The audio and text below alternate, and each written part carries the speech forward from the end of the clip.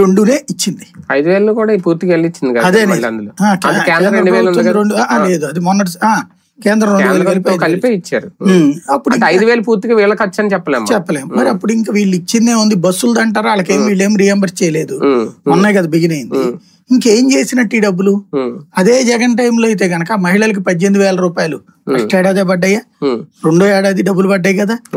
అట్లాగే అదేది డ్వాక్రా రుణమాఫీ, అది ఏడాది ఫస్ట్ ఏడాది నుంచినే ఎంత ఉంటే అంత, ఏది 5 లక్షలు ఉంటే ₹1,00,000 చొప్పున ఏడాదికి, 3 లక్షల రూపాయలు కట్టుంటే ఏడాదికి 60,000 రూపాయలు చొప్పున ఇట్లాగా కట్టాడు కదా అతను.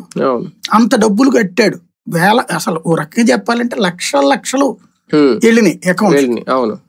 3 లక్షల నుంచి 5-6 లక్షల దాకా 5 ఏళ్లలో వెళ్ళిన సంపాదన. ఎంత మొత్తం 40 లక్షల అది చెప్పింది. సో అప్పుడు 5 ఏళ్లలో ఖర్చు పెట్టింది 45,000 కోట్లు ఏడాదికి. 45,000 కోట్లు 4 ఏళ్లలో వచ్చేటప్పటికి 2.5 లక్షల కోట్లు. అది తప్ప అన్నారు. సరే, అది అప్పు చేస్తే ఇస్తున్నాడు, శ్రీలంక అన్నారు, వెనిజులా అన్నారు, బానే ఉంది.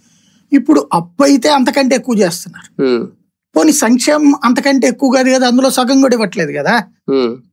అప్పుడు ఇచ్చినటువంటి వాటిలో ఏవి ఇవ్వకుండా ఎందుకు అయిపోతున్నాయి? పైగా ఇప్పుడు ఈ పథకాలన్నీ ఆగిపోయినట్టు ఈ లెక్కనైతే ఏమేమన్నట్టు. ఇంకోటి అన్నిటికంటే దారుణం ఏంటంటే ఫీజు రియంబర్స్మెంట్ ఆరోగ్యశ్రీలు కూడా ఆగిపోతున్నాయి కదా ఇక్కడ. అవి కూడా కట్టలేదని గొడవ కదా. అసలు ఫీజు రియంబర్స్మెంట్ ఫస్ట్ ఇయర్ మొత్తం ఆగిపోయా.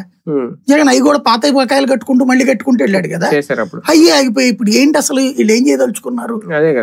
ఇంత నిర్వహణ లోపం ఎందుకు నడుస్తుంది? ఇంత అసమర్థత ఎందుకు నడుస్తుంది?